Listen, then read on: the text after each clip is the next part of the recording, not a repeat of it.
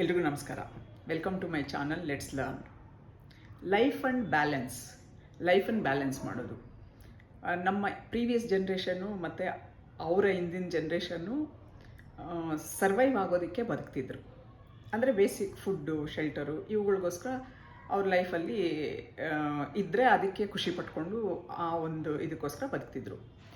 Next ನಮ್ಮ ಜನ್ರೇಷನ್ಗೆ ಬಂದವಾಗ ನಾವು success ಕಡೆ ಮೋಟಿವೇಟ್ ಆದ್ವಿ.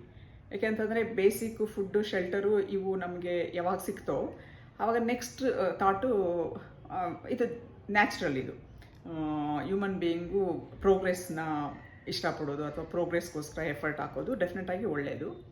ನಮ್ಮ ಜನ್ರೇಷನವರು ಸಕ್ಸಸ್ ಕಡೆ ಜಾಸ್ತಿ ಇಂಟ್ರೆಸ್ಟ್ ತೋರ್ಸೋಕ್ಕೆ ಸ್ಟಾರ್ಟ್ ಮಾಡಿದ್ವಿ.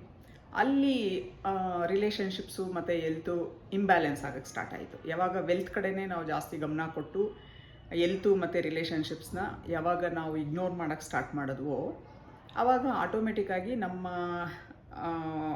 ಮೆಂಟಲ್ ಹೆಲ್ತ್ಗೂ ಅದು ಎಫೆಕ್ಟ್ ಆಗೋಕ್ಕೆ ಸ್ಟಾರ್ಟ್ ಆಯಿತು. ಆಮೇಲೆ ಈಗೀಗ ನಾವು ನೋಡ್ತಾ ಇರೋಂಗೆ ರಿಲೇಷನ್ಶಿಪ್ಸಲ್ಲೂ ಕ್ಲ್ಯಾಶಸ್ ಜಾಸ್ತಿ ಆಗ್ತಾ ಇದ್ದಾವೆ ಮತ್ತು ಹೆಲ್ತ್ ಮೇಲೇನೂ ಭಾಳ ಎಫೆಕ್ಟ್ ಆಗ್ತಾ ಇದೆ. ಸೊ ಇದನ್ನೆಲ್ಲ ನೋಡ್ತಾ ಇದ್ದರೆ ನಮ್ಮ ನೆಕ್ಸ್ಟ್ ಜನ್ರೇಷನ್ಗೆ ಈಗ ನಾವು ಏನು ಲಕ್ಸುರಿ ಅಂತ ಅನ್ಕೋತಾ ಇದ್ದೀವಿ ಅದು ಅವ್ರಿಗೆ ಬೇಸಿಕ್ ಆಗಿಬಿಟ್ಟಿದೆ ಆಲ್ರೆಡಿ. ಸೊ ಈಗಿರೋವಾಗ ಅವರು ನೆಕ್ಸ್ಟು ಸ್ಯಾಟಿಸ್ಫ್ಯಾಕ್ಷನ್ಗೋಸ್ಕರ ಸ್ಟ್ರಗಲ್ ಆಗ್ಬೋದಾ ಅನ್ನೋ ಒಂದು ಥಾಟ್ ಬರುತ್ತೆ. ಅದಕ್ಕೇನೆ ಲೈಫು ಯಾವಾಗ್ಲೂ ಹೆಲ್ತು, ವೆಲ್ತು ಮತ್ತು ರಿಲೇಷನ್ಶಿಪ್ಪು ಈ ಮೂರು ಇವುಗಳನ್ನೂ ಬ್ಯಾಲೆನ್ಸ್ ಮಾಡಿದ್ರೆ ಮಾತ್ರ ಲೈಫ್ ಕಂಪ್ಲೀಟ್ ಆಗೋಕ್ಕೆ ಸಾಧ್ಯ ಇದೆ. ಸೊ ಇದನ್ನು ಅರ್ಥ ಮಾಡಿಕೊಂಡು ಆದಷ್ಟು ಅವುಗಳ ಕಡೆ ನಮ್ಮ ಗಮನ ಜಾಸ್ತಿ ಕೊಟ್ಟು ನಾವು ಮೋಟಿವೇಟ್ ಮಾಡಿಕೊಂಡು ಅದಕ್ಕೆ ತಕ್ಕಂಗೆ ನಮ್ಮ ಲೈಫನ್ನು ಪ್ಲ್ಯಾನ್ ಮಾಡಿಕೊಂಡು ಸಕ್ಸಸ್ಸನ್ನು ಪಡ್ಕೊಳ್ಳೋ ಕಡೆ ಹೋದರೆ ಅದು ತುಂಬ ಬ್ಯಾಲೆನ್ಸಿಂಗ್ ಆಗಿರುತ್ತೆ. Thank you.